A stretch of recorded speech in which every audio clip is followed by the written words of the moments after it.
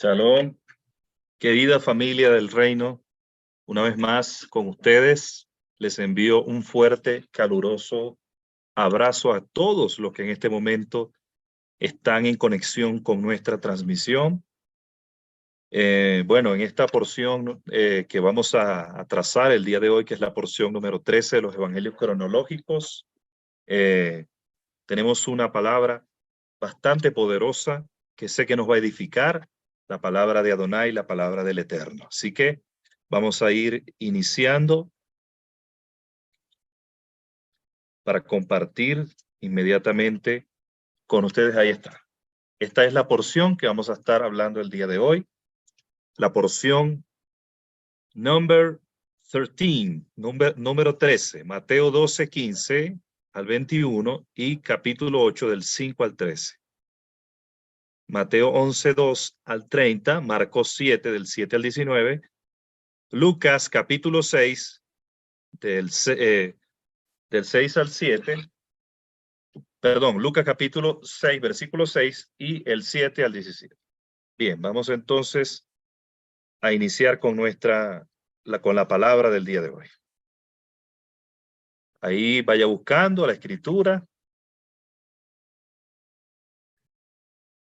Bien, aquí estamos. El siervo escogido. Dice Mateo 12 del 15 al 21. Y Yeshua, sabiéndolo, se apartó de allí, pero muchos lo siguieron y los sanó a todos. Y les advirtió estrictamente que no lo descubrieran, para que se cumpliese lo dicho por medio del profeta Isaías cuando dice: He aquí mi siervo a quien escogí, mi amado en quien se complació mi alma. Pondré mi espíritu sobre él, y a los gentiles anunciará juicio. No contenderá ni voceará, ni nadie oirá su voz en las plazas. No quebrará la caña cascada, ni apagará la mecha que humea, o el pabilo que humeare, dice la versión Reina Valera, hasta que saque a victoria el juicio, y en su nombre, dice, esperarán los gentiles. Bien. Algo poderoso que observamos de esta escritura es el ejemplo que Yeshua nos da a cada uno de nosotros. Yeshua no vino a la tierra a buscar fama. La fama lo persiguió. Cuando la gente escuchaba los milagros, cuando la gente escuchaba las señales, los prodigios, obviamente que el amor de Elohim se manifestaba, pero él no vino a buscar fama. Y algo que yo veo aquí que me impacta es la diferencia que tiene el Señor con los seres humanos. Porque los seres humanos generalmente están empeñados, están buscando la manera de sobresalir, sobre todo si es alguien que tiene baja autoestima. Ustedes no han visto que hay gente que cuando llega a un lugar no se halla si esa persona no se hace sentir o trata de buscar la aprobación de la gente o trata de alguna manera de que la gente le tome en cuenta. O que la gente, digamos, por su mismo espíritu de rechazo, por su misma baja autoestima, esa persona quiere llamar la atención. Ese es el problema, llamar la atención. Pero Yeshua todo el tiempo dice que él no contendía. Él más bien le decía a la gente cuando lo sanaba: mira, no lo digas a nadie, sino ve y muéstrate al sacerdote, decía Yeshua. No lo digas a nadie. ¿Por qué Yeshua decía no lo digas a nadie? Obviamente no era el tiempo todavía de que él revelara y que él dijera, por ejemplo, como cuando estaba a punto de ser sacrificado, que él dijo: yo soy, el Padre y yo, uno somos. Yo soy la vid, vosotros los pámpanos. Todo pámpano que en mí no lleva fruto, él lo cortará. Yo soy la luz del mundo, el que me sigue no andará en tinieblas, sino que tendrá la luz de la vida. Yo soy, y todos los yo soy la puerta, el que por mí entrare hallará pastos. Yo soy el pan vivo que descendió del cielo. ¿Ok? Entonces, Yeshua Yeshua manifestó quién era, porque había llegado el tiempo de que él lo manifestara. Pero cuando él estuvo durante lo narrado en los evangelios, por ejemplo, de Mateo, él decía, mira, no lo digas a nadie. Cuando le dijo al que fue sanado de lepra, le decía, mire, no lo digas a nadie, sino ve y muéstrate al sacerdote como ordenó Moshe. Pero ¿por qué él decía, no lo digas a nadie? Porque ahí se ve que Yeshua era el siervo perfecto, por decirlo de esa manera, con temor reverente. Él era un siervo en todo el sentido de la palabra. No escatimó, dice la Escritura, el ser igual a Dios como cosa que aferrarse, sino que se humilló haciéndose obediente hasta la muerte y muerte de madero. Se hizo un siervo. La pregunta es, ¿hemos entendido el concepto que Yeshua nos trazó en esta palabra de que somos siervos? Porque un siervo no busca, o sea, un siervo, como decía aquí, o sea, dice que Yeshua sabiendo se apartó de allí, pero muchos que lo siguieron, él sanó a todos y le advirtió estrictamente que no lo descubrieran. O sea, era un siervo porque él realmente no buscaba para sí mismo la gloria en ese momento. Él fue glorificado. Y si tú ves a Yeshua hoy, la Escritura dice que Yeshua tiene ojos como llama de fuego, tiene pies semejantes a bronce bruñido, tiene un cinturón de oro que le atraviesa el pecho, tiene su rostro que brilla como el sol cuando resplandece en su fuerza. Es un espectáculo. Ver al Señor, mire, es extraordinario en el año de 1998 yo presencié el eclipse total de sol en mi natal ciudad de Maracaibo. Por allí pasó la penumbra del eclipse. Yo lo vi con estos ojos que usted está viendo aquí. Yo miré arriba y vi el espectáculo de la luna absolutamente tapando el sol. Fue un espectáculo. Fue una cosa extraordinaria. Pero ver a Yeshua glorificado, cuando Juan lo vio, dice que cayó de bruces, cayó como muerto. Él dice en Apocalipsis, caí como muerto a sus pies.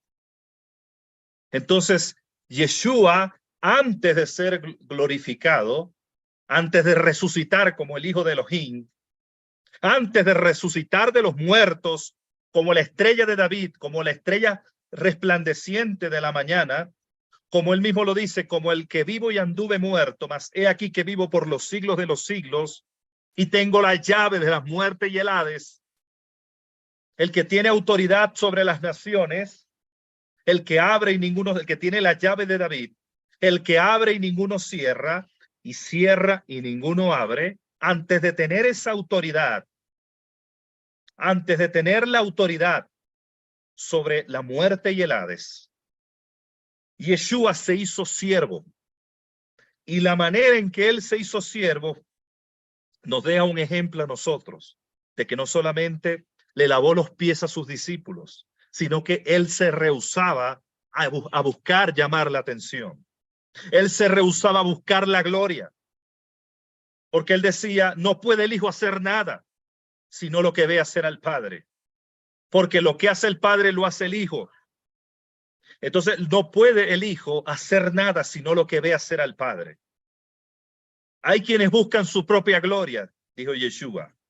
El que su propia gloria, el que por su propia cuenta habla, su propia gloria busca. Pero el que busca la gloria del que le envió, este es verdadero y en él no hay injusticia. ¡Wow! Yeshua decía, el que busca la gloria del que le envió, este es verdadero y en él no hay injusticia. Yeshua se hizo obediente y Yeshua nos dio un ejemplo de lo que es un verdadero siervo, que se humilló hasta la muerte. Nosotros no deberíamos buscar nuestra propia gloria.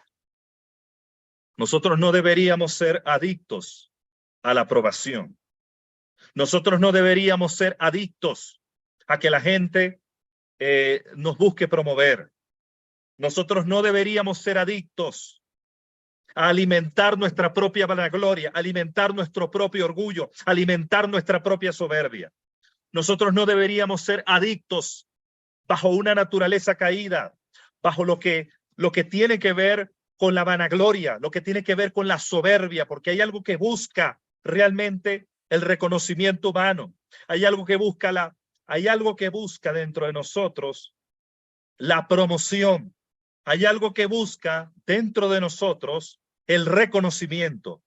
Hay algo que busca dentro de nosotros la aceptación.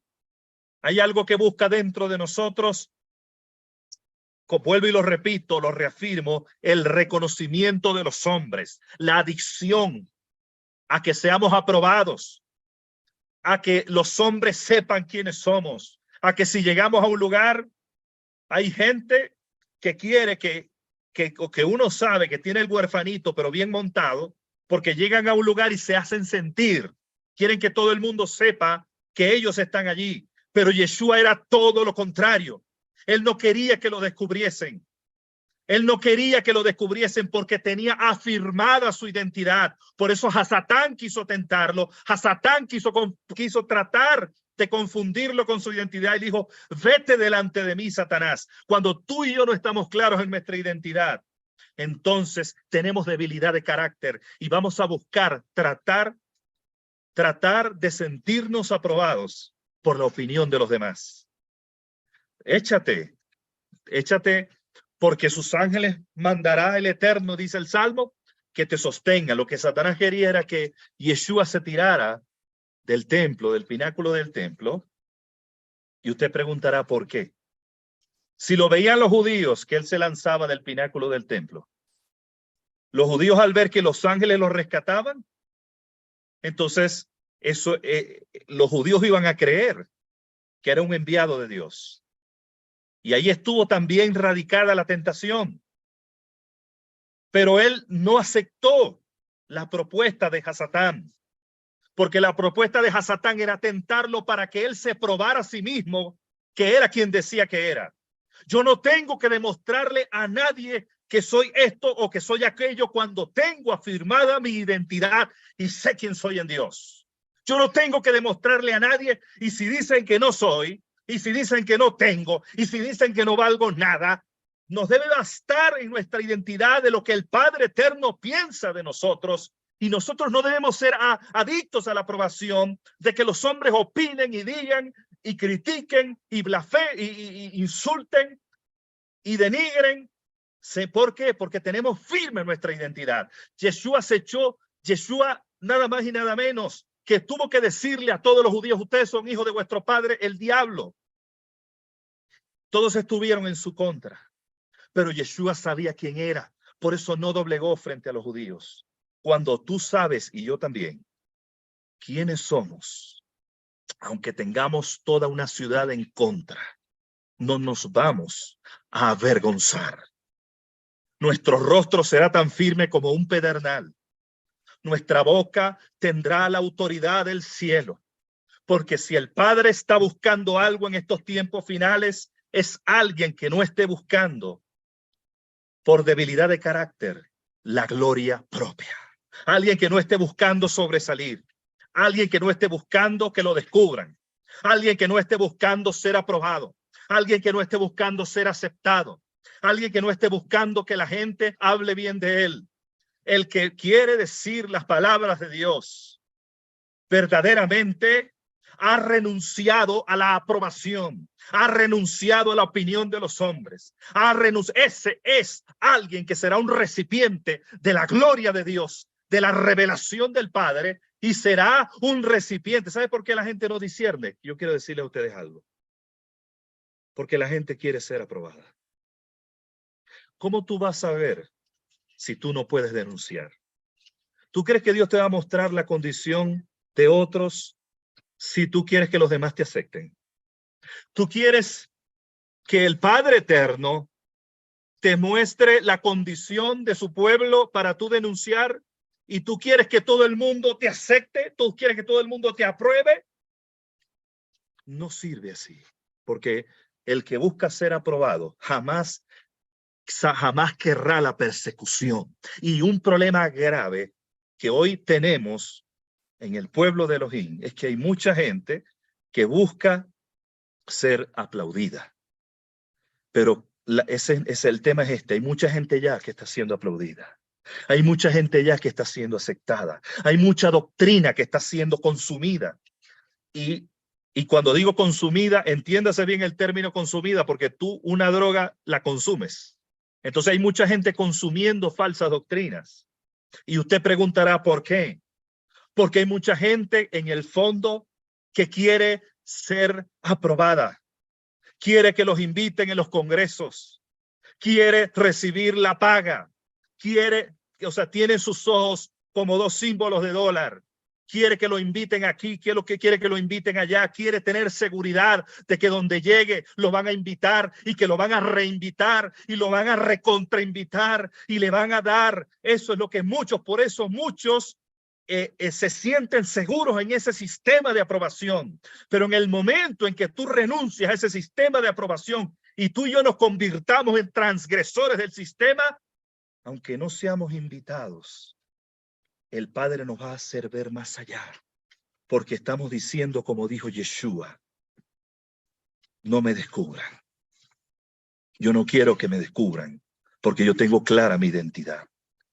Yo no ando como un perro, yo no ando como un sabueso detrás de la fama. Yo no ando como un sabueso detrás de que la gente me diga qué bien predicas o qué mal predicas. Yo no ando como un sabueso detrás de las opiniones de los hombres. Yo ando detrás de la estela de Yeshua. Yo ando detrás de los pasos del maestro, así como el maestro no quería que lo descubriesen, porque era un siervo. El Padre hoy necesita siervos que sigan el ejemplo del maestro. Qué cosa que Yeshua no quería que lo descubriese. Yeshua no estaba deseoso de que lo descubriese. Yeshua no estaba deseoso de que lo descubriesen. Y hay una competencia hoy, se lo voy a decir con autoridad de lo alto, hay una competencia hoy en el pueblo de Dios, donde la gente tiene hambre, tiene sed, tiene pasión por ser descubierta, por ser reconocida, por ser aceptada, por ser promovida.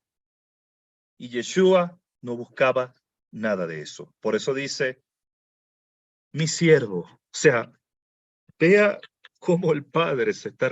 Mira, he aquí mi siervo, a quien escogí, mi amado en quien se complace mi alma. Le voy a decir algo, y se lo voy a decir con autoridad. Una persona que tenga una identidad clara y que no busque ser descubierta, sino que busque la voluntad de Dios, en ese se complacerá el alma de Elohim hoy en día. En ese se complacerá el alma de Elohim hoy en día. Pondré mi espíritu sobre él, en ese reposará la presencia de Elohim. Y a los gentiles anunciará que van a venir carros, que van a venir recompensas, anunciará juicio, anunciará justicia. No es que cuando dice anunciará juicio, no está diciendo que van a venir rayos y centellas. No está diciendo que va a explotar o que le va a caer una bomba encima, no. Cuando dice juicio, está hablando de justicia divina, de la revelación de la justicia de Adonai. No contenderá, no voceará, ni nadie oirá su voz en las plazas. Es el mismo diseño hoy. No quebrará la caña cascada ni apagará la mecha que humea hasta que saque a victoria el juicio, y en su nombre esperarán los gentiles. Está hablando de una dirección divina. Está hablando de alguien que camina bajo una dirección eterna, bajo la dirección perfecta de Adonai, bajo la dirección eterna de Adonai. Dice Marcos 7, 3, perdón, del 7 al 12. Pero Yeshua se retiró con sus discípulos hacia el mar, y mucha gente de Galilea y de Judea, de Jerusalén, de Idumea y de más allá del Jordán, y una gran multitud de los alrededores de Tiro y de Sidón, oyendo todas las cosas que hacía, acudió a él. Y por causa del gentío, dijo a sus discípulos que estuviera lista una barquilla para que no le oprimiesen, porque había sanado a muchos, de manera que por tocarlo, con cuantos tenían plagas caían sobre él. Y cuando los espíritus inmundos lo veían, caían ante él, gritaban diciendo: tú eres el hijo de Elohim. Pero él los reprendía mucho más para que no le hicieran manifiesto. Entonces, aquí algo poderoso.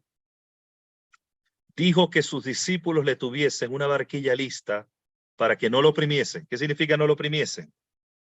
¿Por qué? Porque acuérdense que hubo un pasaje de las Escrituras que una mujer que tenía la anidad, ¿verdad? Pero la anidad, o sea, tenía el flujo de sangre, por lo cual esa mujer era inmunda. Está escrito que la gente oprimía a Yeshua, la gente lo tocaba. Esa mujer lo tocó. No es como hoy, que hay un cordón de guardaespaldas donde nadie puede acercarse al predicador. A Yeshua la gente lo tocaba. Dice que él se apartó en una barquilla y se retiró un poco para que la gente lo pudiese escuchar. Pero Yeshua no se escondía de la gente. Vamos a estar claros allí. El modelo que nos han presentado hoy no es ni la sombra del Mesías. El modelo que muchos nos han presentado hoy, predicadores, no es un reflejo del Mesías. El Mesías lo oprimían, el Mesías lo apretujaban. La gente tenía acceso a Yeshua. Yeshua no andaba con un rostro arrogante, apartando a la gente o escondiéndose. Él sí decía la Escritura que se apartaba cuando llegaba la noche, se apartaba a orar a lugares solos. Y ahí oraba, y dice la Escritura que pasaba la noche orando. Pero el modelo que nos presenta la Escritura en relación a Yeshua es un modelo que tiene que ver con, un modelo que refleja verdaderamente lo que es el corazón de Adonai con su pueblo. El corazón del Padre Eterno con su pueblo tiene que ver con acercamiento, tiene que ver con misericordia. No tiene que ver con apartarse de la gente y hacer a la gente a un lado. Y cuando los espíritus inmundos lo veían, caían ante él y gritaban: tú eres el Hijo de Dios. Pero él los reprendía mucho para que no lo hicieran manifiesto. Entonces dice Lucas 6, del 12 al 16, aconteció en aquellos días que él salió al monte a orar y pasó la noche orando a Elohim. Y cuando se hizo de día, llamó a sus discípulos y escogió a 12 de ellos, a los cuales también llamó apóstoles. A Simón, a quien también llamó Kefas o Pedro, a su hermano Andrés, a Jacobo y a Juan, a Felipe y a Bartolomé, a Mateo el publicano, a Tomás el Dídimo, a Jacobo, hijo de Alfeo, y a Simón el celote, es decir, Simón, en este caso no es Simón Pedro, sino Simón el celote, a Judas de Jacobo, el que llama a los católicos Judas Tadeo, y Judas Iscariote, quien llegó a ser el traidor. Ahora bien, ustedes saben que aquí hay dos parejas de hermanos. Cuando hablamos de la primera pareja de hermanos, estoy hablando de Pedro, de Simón Pedro y Andrés. Andrés y Pedro. Son dos parejas de hermanos. Ellos eran pescadores que trabajaban en Bethsaida. Cuando hablamos de Jacobo y Juan, o llamado Jacobo el Mayor o Santiago, Jacobo el Mayor y Juan son llamados Boanerges, hijos del trueno. Así los apodó Yeshua, hijos del trueno, o Boanerges. ¿Por qué hijos del trueno? Mire que a Pedro le puso Kefas, la roca, piedra pequeña. y a Jacobo y a Juan Boanerges, hijos del trueno. Imagínense ese nombre. Me recuerda mucho en el primer pacto cuando el Padre Eterno le cambia el nombre a Abraham y le pone Abraham. Después de Padre enaltecido, le pone Padre de muchedumbre de gentes. Está Felipe y Bartolomé, Mateo el publicano, Tomás, el Dídimo. Tomás es el que cuando Yeshua resucita le dice, pon tu mano en mi costado y mete tus dedos en mis manos y no seas incrédulo, sino creyente. Jacobo, hijo de Alfeo, Simón el celote, estaba Simón Pedro, pero había otro Simón que era Simón el celote. Judas, como yo le dije, este Judas es el de la carta de Judas, la que antecede Apocalipsis, la carta donde se habla de los falsos profetas. Y Judas Iscariote, obviamente, ya usted sabe quién es. Ese es uno de los más famositos ahí, ¿verdad? Pero si hablamos, por ejemplo, de Jacobo, ¿quién escribió la carta de Santiago o Jacobo? La escribió uno de los hijos del trueno, Jacobo el mayor, porque hay un Jacobo el mayor y hay un Jacobo el menor. Este Jacobo el menor era hermano, o se le llamaba el hermano de Yeshua, porque también era hijo, pero en este caso específico, el otro Jacobo, que es Jacobo el menor, el que escribe la carta de Jacobo, no es este Jacobo, el hermano de Juan, porque este Jacobo, el hermano de Juan, es el que, según se dice la tradición, después de la resurrección, él subió a España y fundó, o sea, fue a predicar en España. Se dice la tradición que fue a predicar en España, luego regresa y lo manda a matar Herodes y lo atraviesa con una espada y muere mártir allí. Entonces se dice que Santiago de Compostela recibe el nombre de Santiago de Compostela en España porque se dice que allí, y según la tradición, se dice que Jacobo el mayor fue a predicar, o Santiago fue a predicar en España. Pero Jacobo el menor es el que escribe la carta que antecede, o sea, la carta que usted lee, la carta de Santiago, donde se habla de la fe, donde se dice que la fe sin obras es fe muerta, donde se habla de la lengua, donde se habla también de otras cosas importantes allí. Este es el hermano del Señor, que era hijo de Miriam o María y José. Usted sabe que Miriam y José tuvieron otros hijos, aunque algunos digan que no. Pero esos hijos, entre ellos estaba Jacobo, y este Jacobo es Jacobo el menor.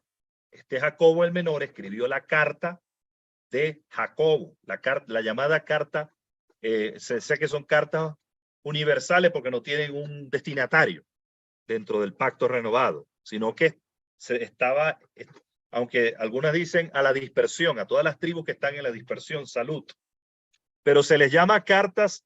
No es que se llamen así, ni que estés bien llamarlas así, sino que por tradición, usted va a ver en las Biblias Reina Valera que dice, o en las Biblias católicas dice, carta universal. ¿Por qué? Porque no tenían un destinatario como Pablo que redactaba las cartas y decía carta a los romanos, a mis hermanos los gálatas, a mis hermanos los corintios, a mis hermanos los efesios, a mis hermanos los filipenses, los tesalonicenses, que en Tesalónica, obviamente, en Éfeso, en Esmirna, en Sardis, que son eran las 7 comunidades que aparecen reflejadas en lo que enseña el libro de Apocalipsis. Entonces, la comunidad de Esmirna, de Sardis, de Éfeso, de Sardis, Éfeso, y cada una, pues, la Odisea, Tiatira y Filadelfia es la otra. Bien, entonces, eso es un poco como para aclarar, porque hay algunas dudas, la gente tiene algunas dudas acerca de todos estos discípulos, ¿verdad? Algunos creen, por ejemplo, se hacen la pregunta y creen que, ¿de dónde sale, por ejemplo, Marcos? Algunos creen, porque no han leído las escrituras, creen que Marcos era uno de los 12 discípulos de Yeshua. No, no, no. Juan Marcos era sobrino de Bernabé. Incluso tuvieron un pleito, Pablo, después del primer viaje misionero, Pablo y Bernabé tienen un pleito, una discusión, ¿Por qué razón? Se preguntará usted. Porque resulta que Juan Marcos no los quiso acompañar y Pablo dice, Pablo descartó a Juan Marcos porque no los quiso acompañar, es decir, abortó la misión. Y le dijo a Bernabé, cuando Bernabé quiso llevarse de nuevo a Juan Marcos, Pablo dijo no. Sin embargo, cuando ya Pablo es anciano, Pablo habla muy bien de Juan Marcos y dice que el que antes era inútil, ahora me es útil. Entonces, el que antes en algún momento fue inútil, al final para el apóstol Pablo, para Rab Shaul fue útil. Estoy hablando de Juan Marcos. Tan útil fue que escribió nada más y nada menos que el Evangelio de Marcos. El Evangelio que refleja, según algunos comentarios, reflejaría uno de los seres vivientes, uno de los Zoe, que están alrededor del trono, de acuerdo a Apocalipsis. El primer ser viviente dice que tiene forma de león y el segundo forma de becerro. Representaría ese evangelio. Ahora, y Lucas, que es el otro evangelio, Lucas no caminó con los 12. Lucas era uno de los grandes manos derechas, que era el médico amado. Era una de las manos derechas de Pablo. Pablo tenía varios, uno era Lucas, el otro era Demas, que lo desamparó después, amando este mundo, se fue por la lascivia de la carne. Ellos estaban en algunas ciudades y en algunas de esas ciudades por donde ellos predicaban, habían santuarios de prostitución para la diosa Diana. Y en uno de esos santuarios, de acuerdo a lo que se ha comentado, en algunos de esos santuarios de prostitución que Pablo denunció, fue que fue a parar Demas. Y por eso Pablo le dice, Demas me ha desamparado amando este mundo. Eso dice Pablo en una de las cartas. Y también está por allí Tito, también está por allí Filemón, también está por allí, algunos eran obispos en alguna de las ciudades que Pablo había dejado. Estaba, por supuesto, nada más y nada menos que Timoteo. Estaba lo que era Tito, Gayo, Timoteo, Lucas, Demas, esos eran los colaboradores de Pablo. Y algunos de ellos escribieron los evangelios. Lucas y Juan Marcos escribieron los evangelios. Pero Juan, llamado Juan el teólogo, es uno de los hijos del trueno. ¿Quién recibe la revelación del Apocalipsis? Uno de los hijos del trueno, que era Juan, el que estuvo recostado al pecho de Yeshua.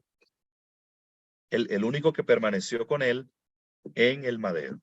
Bien, creo que haya quedado un poco claro o más claro lo que tiene que ver con los discípulos del Señor, ¿verdad? Aquí también vemos el mismo pasaje. Se menciona que Jacobo en Marcos Marcos 3, del 13 al 19, se menciona, por ejemplo, a los hijos de Zebedeo, que eran Juan y Jacobo. Y ya usted sabe que no es Jacobo el que escribió la carta de Jacobo, porque ese Jacobo no es Jacobo el mayor, es Jacobo el menor. Y le puso por nombre Boanerges, es hijo del trueno. Andrés, Felipe, Bartolomé, Mateo, Tomás, Jacobo, hijo de Alfeo, Tadeo, Simón el cananita, Judas Iscariote, quien luego le entregó. Hay algunos nombres que se intercambian aquí, o que parecen distintos aquí, como son descritos, pero son los mismos personajes, son los mismos 12 apóstoles. Yeshua había una multitud, eso es Lucas capítulo 6, del 17 al 49, y bajó con ellos y se detuvo en un lugar llano, y había una gran multitud de discípulos suyos y una gran muchedumbre del pueblo de toda Judea, de Jerusalén y de la región costera de Tiro y Sidón, los cuales habían ido para oírlo y para ser sanados de sus enfermedades. También los atormentados por espíritus inmundos eran sanados, y toda la multitud procuraba tocarlo porque poder salía de él y a todos sanaba.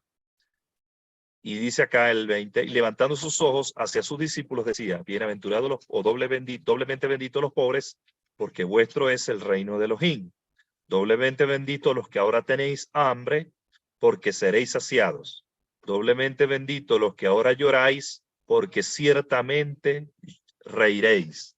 Entonces, ustedes apenas podemos imaginar lo que era presenciar desde el monte esas palabras, el poder que salía de su boca y cómo las multitudes dice la Escritura, acudían a él, dice, para ser sanadas, porque virtud salía de él, y a todos, dice la Escritura, sanaba. A todos quienes lo tocaban, dice la Escritura, les sanaba.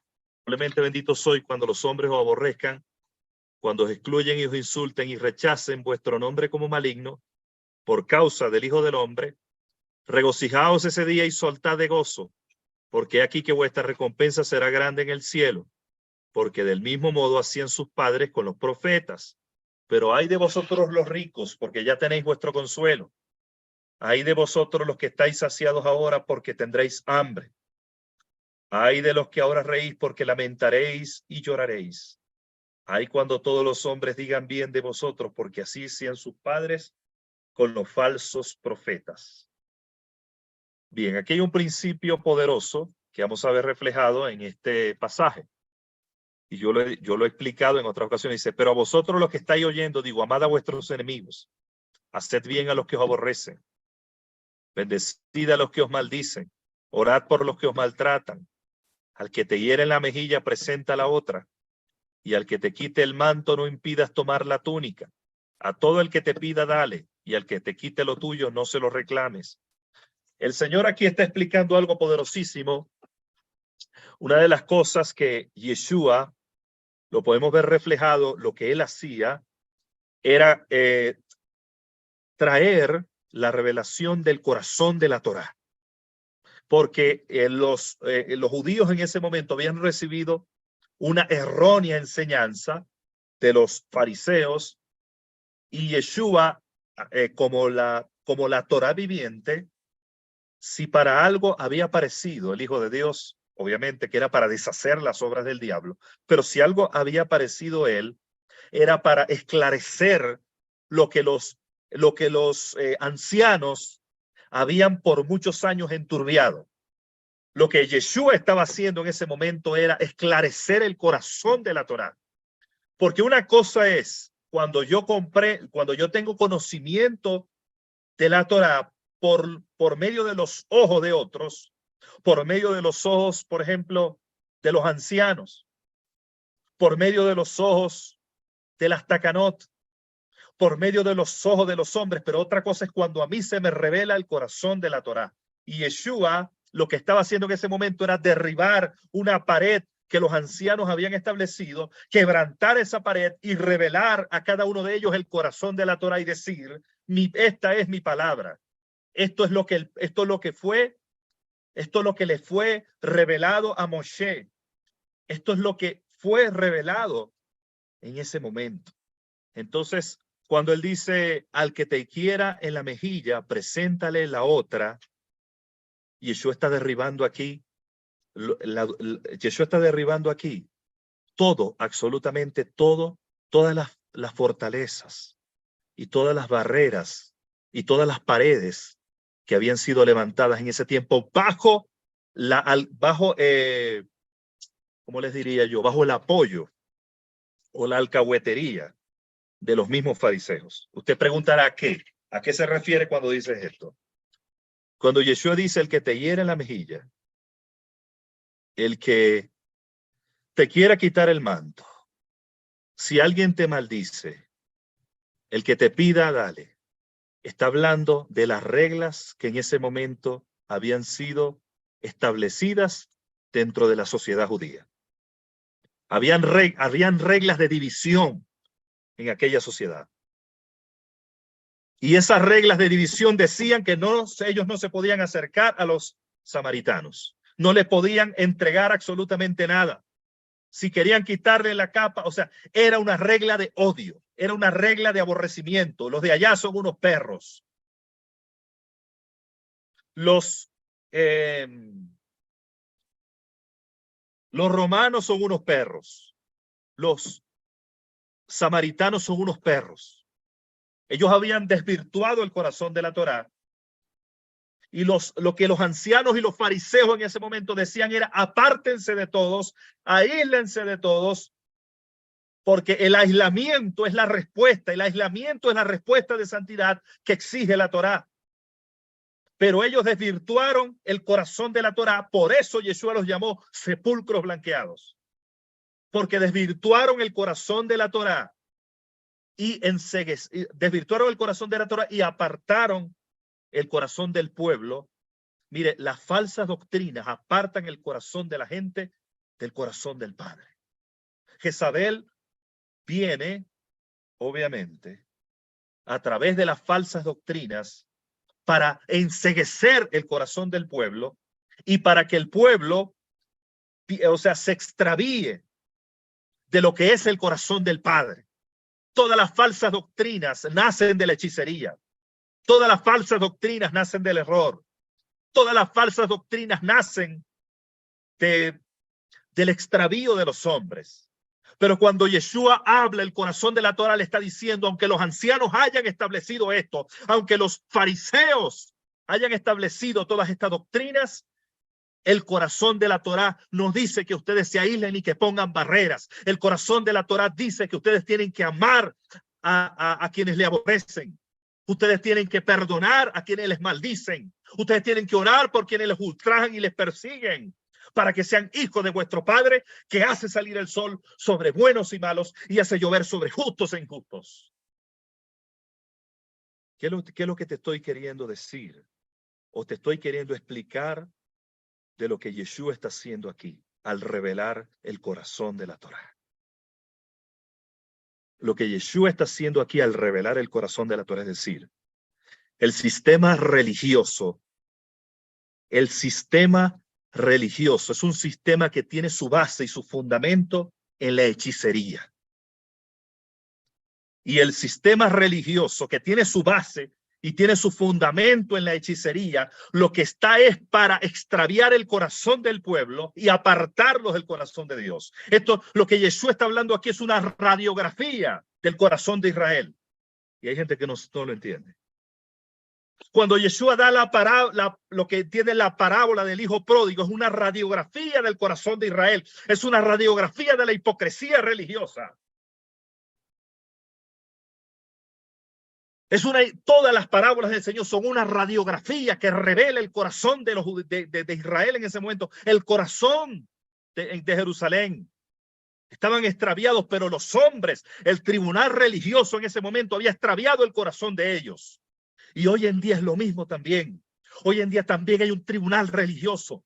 Hoy en día también hay un tribunal que tiene su base en hechicería, que tiene su base fuera de la revelación de la Torá, fuera de la revelación del corazón del Padre. Hoy también existe ese tribunal. Y usted se estará preguntando, ¿qué está diciendo ese tribunal? Ese tribunal hoy en día convirtió la gracia en una desgracia.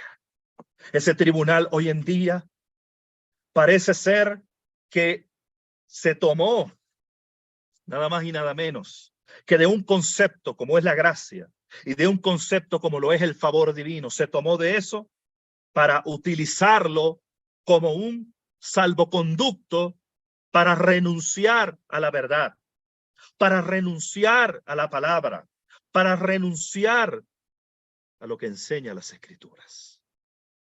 Yo no puedo negar la gracia, no, la gracia o el favor, el geset, la misericordia divina no anula los preceptos. Ningún precepto de las Escrituras puede ser anulado por el favor. El favor no anula, el favor lo que hace es eximirme.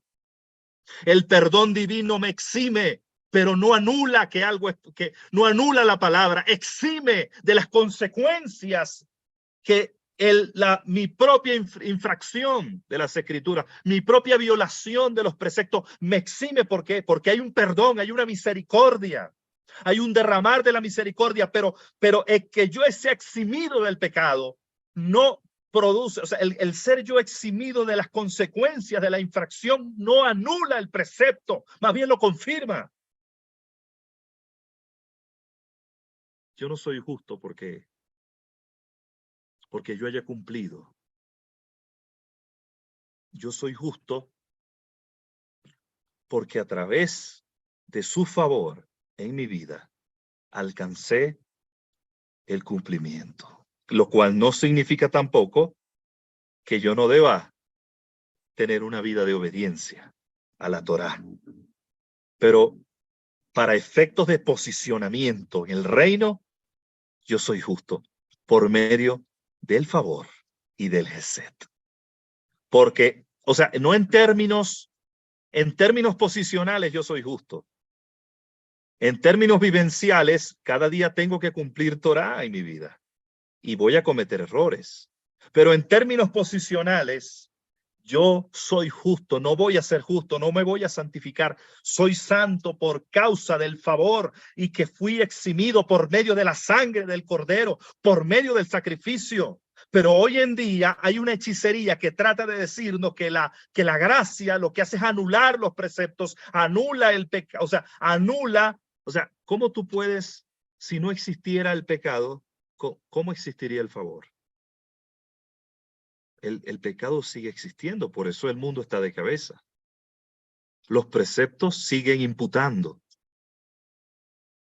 sino porque la gente tiene una naturaleza maligna que hace que una madre, que un hijo se levante contra una madre y la asesine a puñaladas, que hace que un niño en Estados Unidos masacre a sus compañeros, que hace que se levanten hombres y mujeres inspirados por las tinieblas y por su propia naturaleza pecaminosa a cometer homicidios, a cometer violaciones.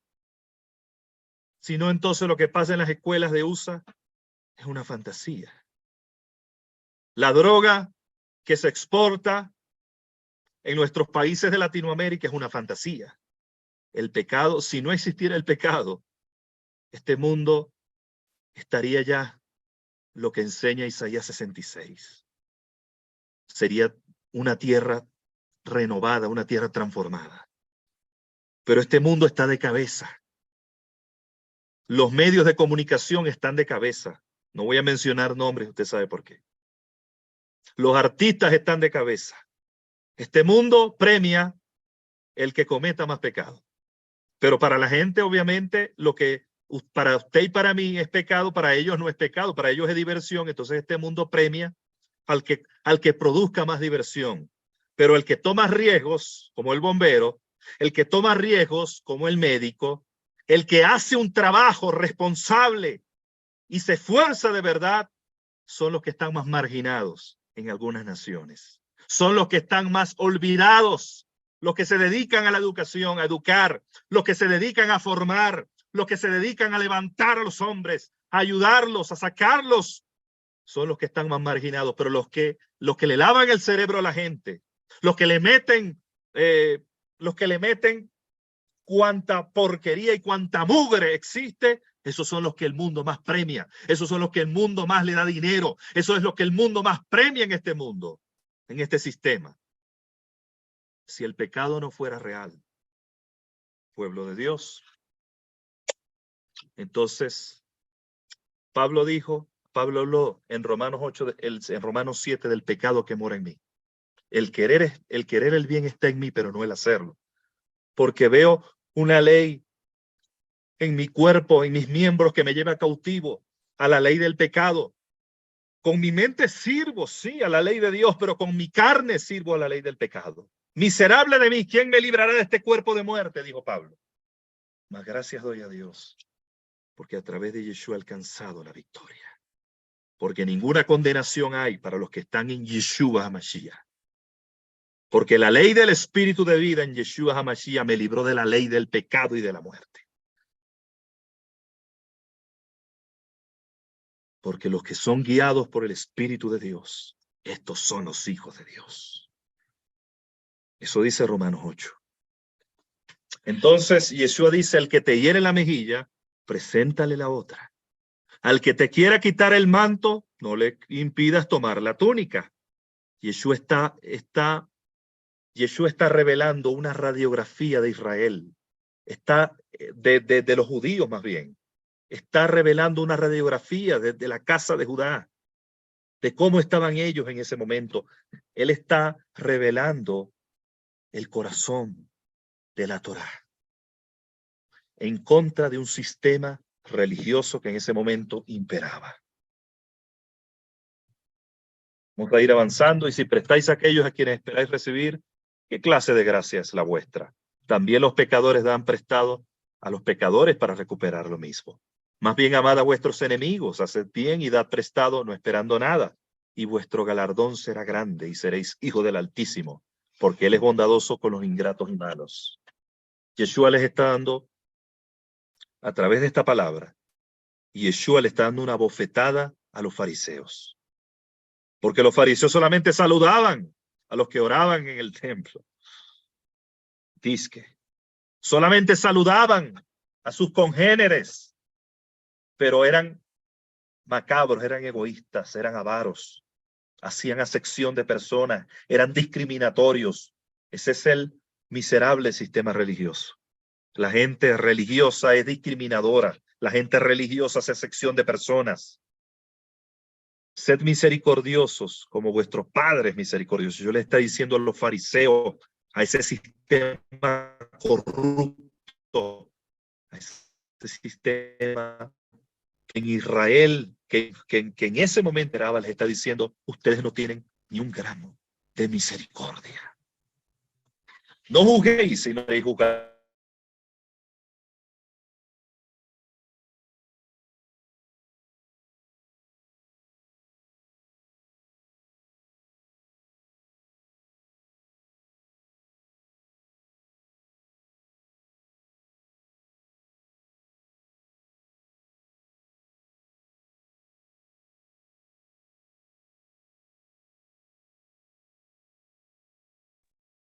Tuvimos un pequeño parpadeo allí. Disculpen. Vamos a, creo que fue el internet. Aquí estamos. Se ven las diapositivas de nuevo, ¿verdad? Qué bueno.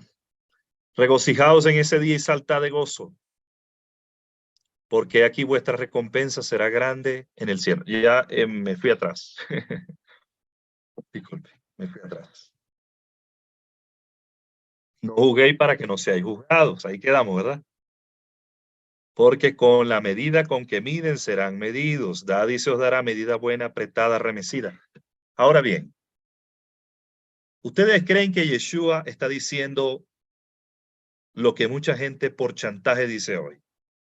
Cuando Yeshua dice no juzguen, se los está diciendo a gente que no tiene conocimiento del Padre. ¿A quién cree usted que Yeshua les está hablando aquí? ¿Usted cree que les está hablando a sus discípulos? O sea, les está diciendo a sus discípulos que ellos juzgan. Yeshua les está hablando a un auditorio que está acostumbrado en ese momento a juzgar, a un auditorio que está acostumbrado a condenar, a un auditorio que está acostumbrado a medir. Pero la Escritura dice, a través de Pablo, que nosotros, los hijos de Dios, sin hacerlo bajo la naturaleza caída, sí tenemos que hablar muchas veces. Sí tenemos que juzgar en el buen sentido de la palabra. Porque Yeshua decía, yo no juzgo a nadie, pero si juzgo, no soy yo solo, sino el Padre y yo. Es decir, la gente que no tiene conocimiento, la gente que no tiene revelación, la gente que no escucha la voz de Dios, la gente que no discierne los tiempos, no puede juzgar. Porque esa gente que no discierne los tiempos siempre va a cometer el error de juzgar de una forma parcial. La gente que no discierne, la gente que no permite ser guiada por el Espíritu, jamás va a juzgar, porque el Espíritu de Dios discierne el corazón de los hombres. Y el Padre Eterno nos va a mostrar específicamente a ti y a mí el corazón de los hombres. El discípulo no es más que su maestro, y cualquiera que haya sido plenamente instruido será como su maestro. Porque mira la brizna que está en el ojo de tu hermano y no notas la viga que está en tu propio ojo. ¿Cómo puedes decir a tu hermano, hermano, déjame sacar la brizna que está en tu ojo, no viendo tú mismo la viga que está en el tuyo? Hipócrita. Saca primero la viga de tu ojo y entonces verás claramente para sacar la paja o la brizna que está en el ojo de tu hermano. Es decir, lo que Yeshua está diciendo aquí es, tú no puedes ayudar, tú no puedes o sea, nadie puede ser usado por el Espíritu de Dios para, digamos, para proclamar algo, para decir algo con autoridad, si él primero no ha pasado por el examen y no ha vivido que la palabra misma lo corte a él. Porque la palabra, antes de cortar para afuera, tiene que cortar para adentro primero. Dice el 43, no hay árbol bueno que dé fruto malo, ni árbol malo que dé fruto bueno. Perdón, disculpe. Cada árbol es conocido por su fruto. No se recogen higos de los espinos, ni se venden uvas de la zarza. El hombre bueno del tesoro bueno de su corazón saca lo bueno, pero el malvado del malo saca lo malo, porque de la abundancia del corazón habla la boca. ¿Por qué me dices Señor, Señor, y no haces lo que digo? Muéstrame un hombre semejante, un hombre a quien es semejante todo, o mostraré a quien es semejante todo el que viene a mí y oye mis palabras. O sea, aquí pone el Señor el ejemplo del que escucha sus palabras y las hace. Y él dice que el hombre que escucha sus palabras y las cumple es un hombre semejante a alguien que edificó su casa sobre la roca.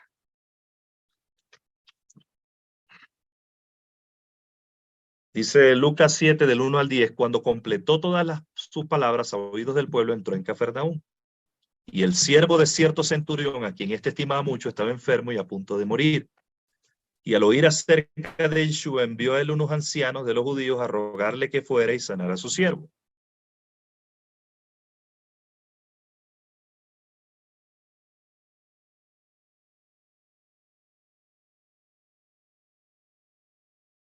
Estaba mucho de la casa, el centurión envió unos amigos a decirle, Señor, no te molestes porque no soy digno de que entres bajo mi techo. Solamente di la palabra y mi criado será sano. La misma porción encontramos en Mateo 8 del 5 al 13, que dice, tan solo di la palabra y mi criado será sano. Entonces hay algo poderosísimo aquí y es que la escritura menciona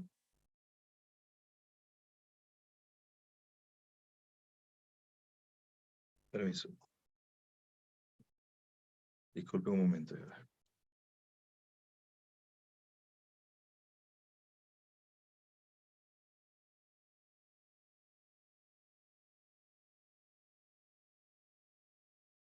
Perdón, disculpen aquí.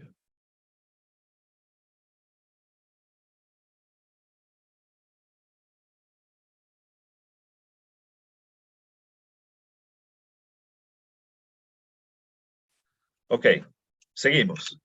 Entonces dice que la escritura dice que él habla del siervo de un centurión. El centurión no quiere que entre bajo su techo. ¿Por qué? Porque no se siente digno de que Yeshua entre bajo su techo, sino que dice, solamente di la palabra y mi criado será sano. Yo también tengo gente bajo mi autoridad. Perdón, tengo soldados y le digo a este ven y viene y al otro veas esto y lo hace. Yeshua dice que se sorprendió y les dio un discurso a toda la gente que estaba detrás de él. Le dijo, os digo que ni a un Israel he hallado tanta fe. Y también les digo que vendrán de oriente y occidente y se reclinarán a la mesa con Abraham, Isaac y Jacob en el reino de los cielos, pero los hijos del reino serán echados a las tinieblas de afuera. Allí será el llanto y el crujido de dientes. Entonces Yeshua dijo al centurión, ve, que se te haga como has creído. Señores, aquí estamos viendo un ejemplo no de una fe bebé. Aquí estamos viendo un ejemplo de una fe con autoridad. Y usted preguntará, ¿qué significa eso de una fe, de una emuná con autoridad? Yo puedo creer porque todos tenemos una medida de fe. Pero cuando me menciona la escritura y cuando la escritura menciona la palabra autoridad tiene que ver con que mi identidad esté firme. Es decir, la palabra, o sea, cuando Yeshua, cuando el centurión le dice, yo también tengo gente bajo mi autoridad, y a este le digo fe, y a este le digo que vaya, y a quien yo le doy la orden, lo hace. No es necesario que vengas, sino simplemente da la palabra y mi criado será sano. Hay un principio que este hombre entendió, se le reveló en ese momento y tiene que ver con la emuná y con la autoridad. Cuando hablamos de la emuná y cuando hablamos de la autoridad, no es tan fácil como parece. Porque Pablo dijo, por ejemplo, en Romanos, que todos tenemos una medida de fe. Pero la fe tiene que ser ejercitada. Y la fe es ejercitada para que la fe tenga frutos. La Escritura dice que el justo por la fe vivirá. Y si retrocediere, no agradará a mi alma. Entonces, cuando hablamos de la fe, no estamos hablando de simplemente cuando yo creo en mi mente algo, cuando yo tengo una afirmación mental. Cuando hablamos de la fe, estamos hablando de que yo tengo que llegar al nivel de hablar la palabra y que tenga tal convicción y tenga tal certeza que eso denote en mi vida una manifestación de autoridad. La autoridad tiene, y tengo certeza, y tengo convicción, y tengo total seguridad. Yo no voy a hablar como un mendigo. Yo no voy a hablar como una persona que tiene dudas. Yo no voy a hablar como una persona que parece, no. Yo tengo plena certeza. No hay en mi vida absolutamente dudas. No hay en mi vida mudanza. No hay en mi vida sombra de variación. Cuando yo tengo absoluta certeza, yo puedo hablar con autoridad. Pero para que yo pueda hablar con autoridad, se me tiene que haber revelado.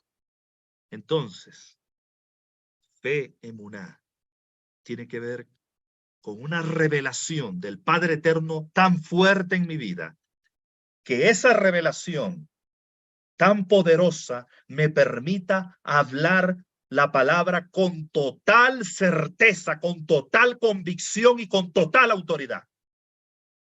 ¿Por qué la gente no habla con autoridad?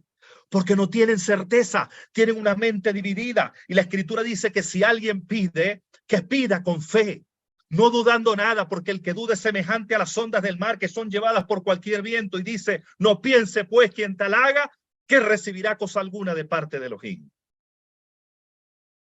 Señores, los ojos de la fe son la revelación.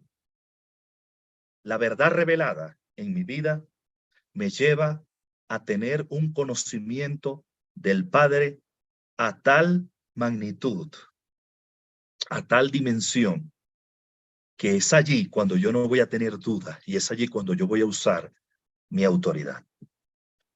¿Sabe lo que Hasatán hace para que tú y yo no usemos la autoridad que tenemos? Que estemos ciegos. Porque tú no vas a usar la fe y yo tampoco, porque yo me quiera convencer. Yo te voy a hacer una pregunta a ti. ¿Tú te quieres convencer de las Escrituras? ¿Tú quieres tener certeza de las Escrituras? No es esfuerzo humano la fe. La Escritura dice que Yeshua es el autor y consumador de la fe. Lo que llevó a este centurión a hablar la palabra con autoridad, ¿sabe qué fue? Lo que llevó a este centurión a hablar la palabra con autoridad fue que a él se le reveló que Yeshua tenía autoridad sobre los cielos y sobre la tierra. Eso fue que se le reveló Yeshua. Este centurión se le reveló que quien estaba delante de él era la resurrección y la vida. Por eso dijo, no necesito que vayas a mi casa, solamente di la palabra y mi criado será sano. Solamente alguien que hable así, con esa autoridad, solamente puede ser porque se le ha revelado el que está delante de él. Entonces la fe funciona porque se te reveló Yeshua. Si yo voy a orar por un enfermo, es porque Yeshua no solamente se reveló a mi vida, sino porque el milagro también se reveló a mi vida de esa persona. Por eso mi fe, no se da usted cuenta que cuando a usted se le revela algo, la fe de usted crece. ¿No se da cuenta usted que cuando usted tiene una revelación, una iluminación del Padre, de repente su fe, o sea, de repente su fe despierta? No importa si usted se está muriendo. No importa si usted está en el lodo cenagoso. No importa si se le está cayendo el mundo encima.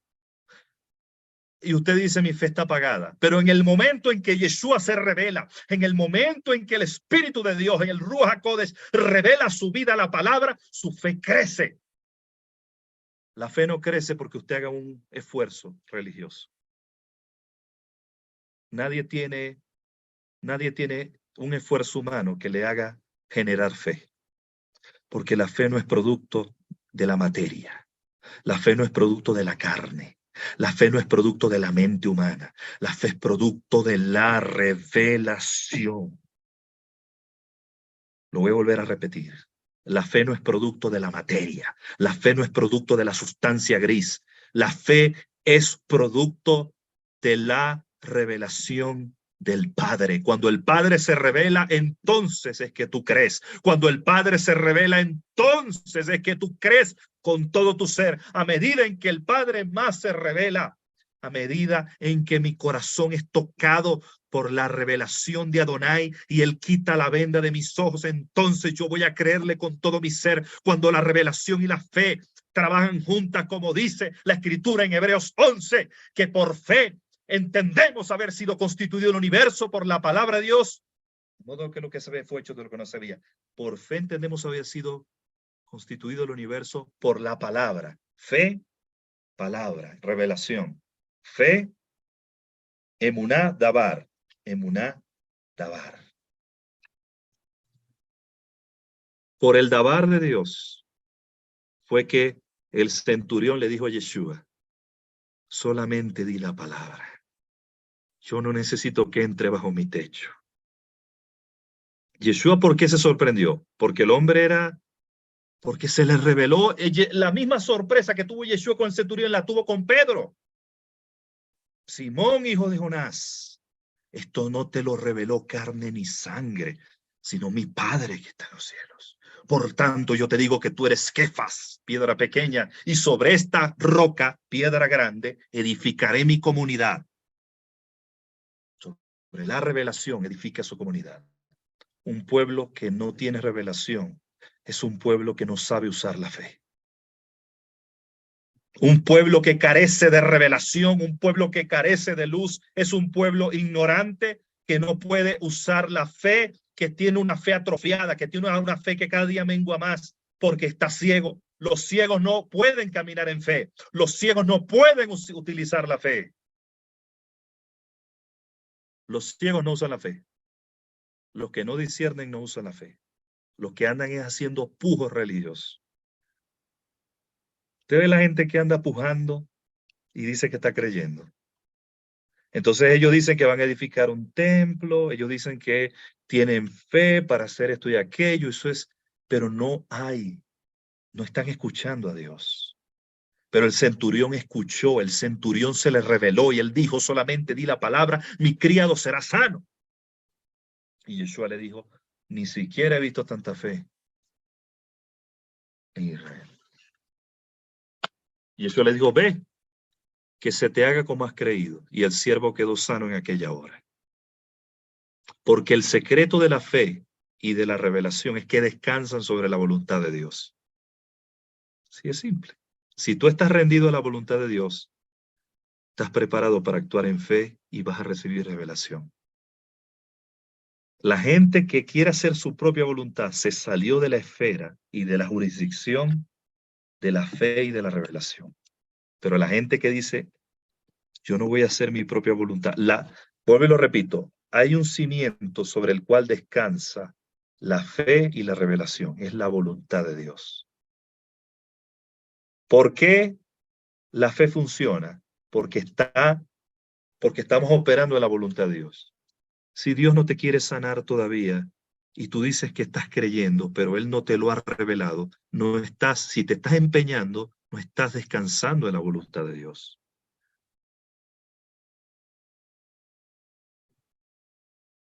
Si tú dices que Dios te vas a, pero tú puedes proclamar 30 millones de veces Isaías 53, pero la fe es cuando el Padre te revela su voluntad y entonces tú haces descansar tu emuná en la voluntad de Dios y en lo que Él te está revelando en tiempo y espacio.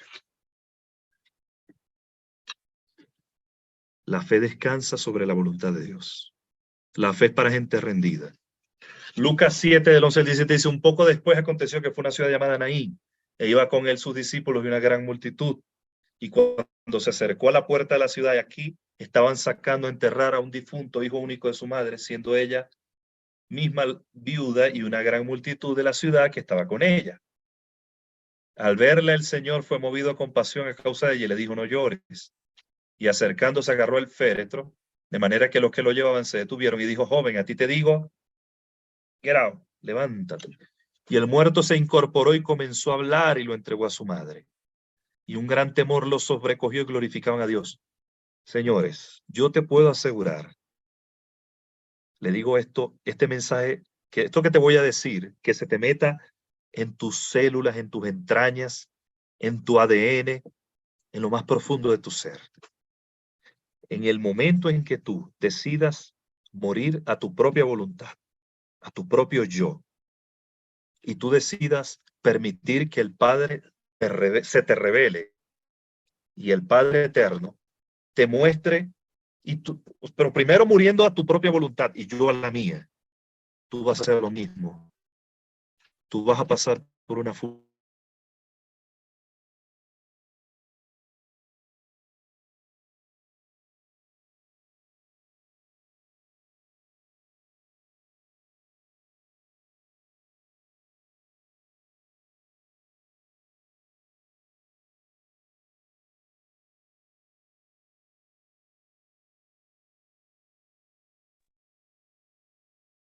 o vas a recibir la convicción de parte del Eterno de hablarle a ese muerto.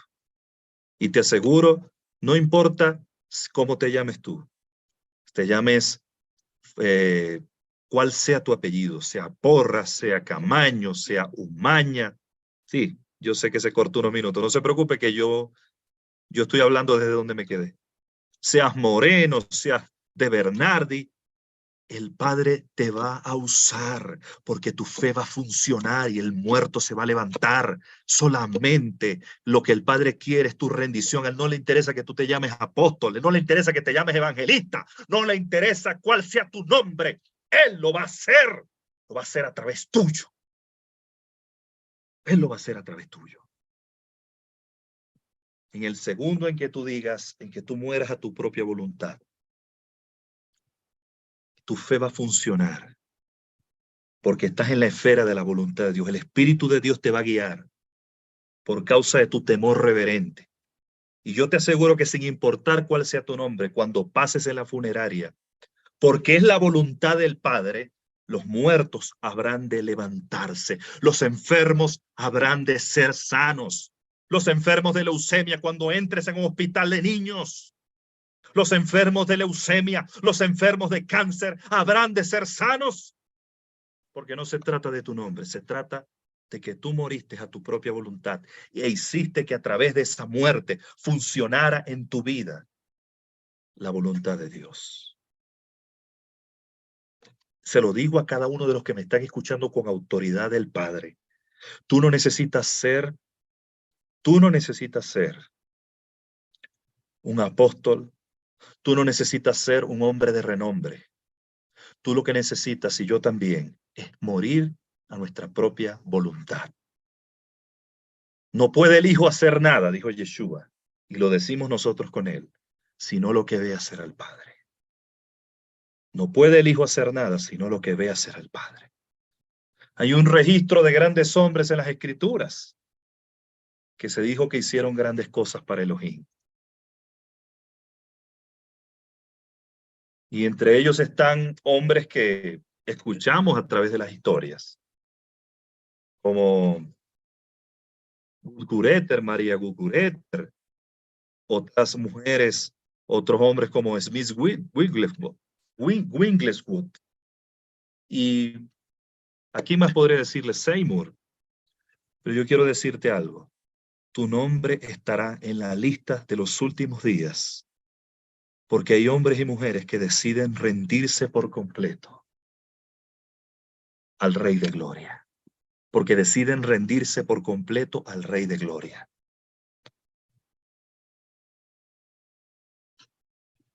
Gracias, Señor. Bueno, vamos entonces a terminar, o sea, más bien a empezar, porque es la apertura de nuestro tiempo de Shabbat. Vamos a hacer la apertura de nuestro tiempo de Shabbat. Se los digo de corazón, con convicción de lo alto. Hay milagros que el Padre Eterno tiene reservado para cada uno de nosotros. ¿Sabe por qué razón? ¿Sabe por qué razón nosotros no permitimos que esos milagros operen a través de nosotros? Simplemente porque lo único que tenemos que hacer delante de su presencia, como le dije anteriormente, es rendirnos, morir cada día. Pero eso es todo lo que Él está pidiendo para Él poder hacer esos milagros a través de nosotros. Bendito sea, Señor Dios nuestro, Rey del universo, Creador del fuego y de las lumbreras. Gracias, Señor, por tu revelación y gracias por tu palabra. Porque la palabra tuya es viva y eficaz y más cortante que toda espada de dos filos. Y penetra hasta partir el alma, los huesos, las coyunturas y discierne los pensamientos y las intenciones del corazón. Gracias, Señor, porque en este tiempo de apertura estamos proclamando, Señor, que tu grandeza está sobre nuestras vidas. Tu fidelidad y tu misericordia está sobre nosotros, Padre. En el nombre de tu Hijo amado, Yeshua. Amén. Vamos a tomar allí la copa para orar. Bendito sea, Señor Dios nuestro, Rey del universo, que es creador del fruto de la vid. Te doy gracias en esta hora por tu sangre preciosa, por tu sacrificio, por el sacrificio a través de tu sangre que hiciste en el madero, porque está escrito en tu palabra, Señor. ¿Quién ha creído a nuestro anuncio y sobre quién se ha manifestado el brazo de Jehová? Subirá cual renuevo delante de él y como raíz de tierra seca, no hay hermosura le veremos, más sin atractivo para que le deseemos. Varón de dolores experimentado en quebranto, como que escondimos de él el rostro, fue menospreciado y no lo estimamos. Ciertamente llevó él nuestras enfermedades y sufrió nuestros dolores. Y nosotros le tuvimos por azotado, por herido de Dios y abatido. Mas el herido fue por nuestras rebeliones y molido por nuestros pecados. El castigo de nuestra paz fue sobre él, y por sus llagas fuimos nosotros curados. Todos nosotros nos descarriamos como ovejas, cada cual se apartó por su camino, mas el Eterno cargó en él el pecado de todos nosotros. Angustiado él y afligido no abrió su boca, como cordero fue llevado al matadero y como oveja delante de sus trasquiladores enmudeció y no abrió su boca. Por cárcel y por juicio fue quitado y su generación, ¿quién la contará? Porque fue cortado de la tierra de los vivientes y por la rebelión de mi pueblo fue herido. Aunque nunca hizo maldad ni hubo engaño en su boca, con todo eso el Eterno quiso quebrantarlo, sujetándole a padecimiento. Por tanto, yo le daré parte con los grandes y con los fuertes repartirá despojos, por cuanto derramó su vida hasta la muerte, habiendo él llevado el pecado de muchos y orado por los transgresores. Gracias, Señor, porque hoy levantamos la copa agradeciendo tu sacrificio y dándote gracias por tu muerte y tu resurrección. Amén, Señor. Y amén. Tome la copa.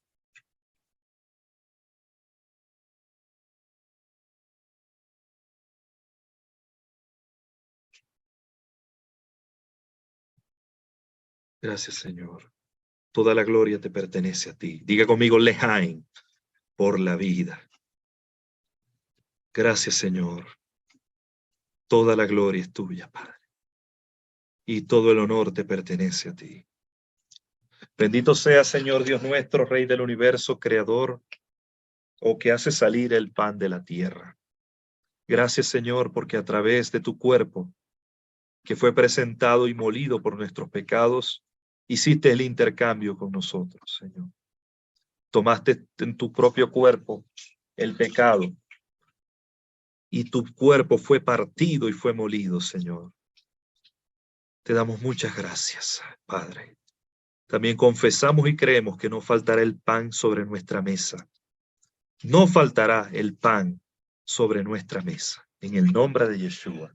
El pan representa la revelación también. Gracias, Señor. Amén y amén.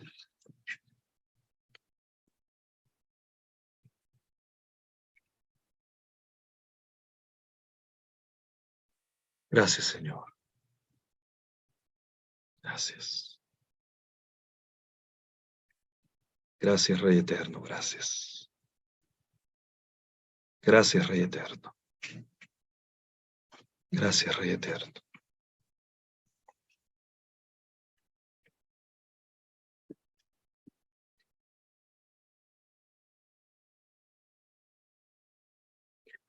Shema Israel Adonai Eloheinu Adonai Echad Baruch Shem Kevod Malchuto Leolam Baed. Escucha, Israel, el Señor nuestro Elohim, el Eterno uno es. Y amarás al Eterno tu Elohim con todo tu corazón, tu alma, tu mente y todas tus entrañas. Padre, pondremos esas palabras en nuestro corazón para cumplirlas, porque entendemos que el amarte con todo nuestro ser representa más que los sacrificios, Señor, y representa más que las palabras. Hoy ponemos esas palabras en nuestro corazón y confesamos en este día que nuestra mente y nuestro corazón se unen para cumplir ese precepto de su palabra, de amarte con todo nuestro ser. Amén, Señor. Que el Eterno te bendiga y te guarde. Que el Eterno haga resplandecer su rostro sobre ti. Que el Eterno alce sobre ti su rostro y ponga en ti paz, shalom. Que la paz de Dios que sobrepasa todo entendimiento guarde tu mente y tu corazón en Yeshua HaMashiach. Que todo lo puro, todo lo amable, todo lo que es de buen nombre, aquello que hay virtud y es digno de alabanza, eso sea tu pensamiento. Y recuerda lo que está escrito en Isaías 26:3. Tú guardarás en perfecta paz a aquel cuyo pensamiento en ti persevera, porque en ti ha confiado. La paz os dejo, mi paz os doy. Yo no la doy como el mundo la da. No se turbe vuestro corazón, ni tengan miedo. Venid a mí los que estáis trabajados y cargados, y yo os haré descansar. Llevad mi yugo sobre vosotros y aprended de mí, que soy manso y humilde de corazón, y hallaréis el descanso para vuestras almas, porque mi yugo es fácil y ligera mi carga. Mi yugo es fácil y ligera mi carga. El que a mí viene, yo no le echo fuera. El que a mí viene, yo no le echo fuera. Gracias, Señor. Gracias por tu paz. Yo lo proclamo sobre tu vida. La paz de Dios que sobrepuja todo entendimiento. Y proclamo sobre tu vida lo que Rab Shaul, lo que el apóstol Pablo proclamó sobre sus discípulos. Yo proclamo sobre tu vida que los ojos de tu entendimiento son abiertos.